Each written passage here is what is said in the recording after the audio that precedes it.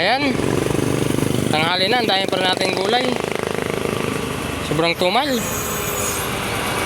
Oh, kaunti lang yung nabawas. Sigurado nagsawa na yung mga customer ko sa gulay. Ang dami po, tanghali na, alas 10 na mahigit. Meron pa rito mga kaibigan, ano, puno pa yan, talbos ng kalabasa at okra. Yan, meron pa yan, inaasa ko na yan. May talong pa dyan at mga talbos.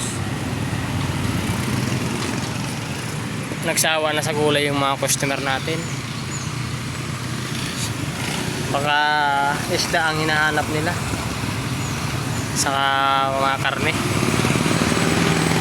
Ano kaya kung karne na yung tinda natin, no? Huwag lang gulay. Sawaan na sila eh. Pamigay ko na lang kaya to para maubos. Ano mga kaibigan, sa palagay nyo?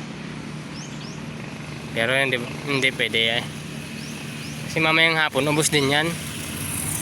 Pag may natira ngayong umaga, parang titinda ako sa umaga may natitira. Pagdating ng hapon, itinitinda yan. Dun ubos yan, panigurado. Ayan. So ayan po, hindi natin kailangan mag-alala dyan at mamayang hapon ubos rin naman yan. Hanggang dito lang ang ating video. Magandang umaga po sa atin lahat.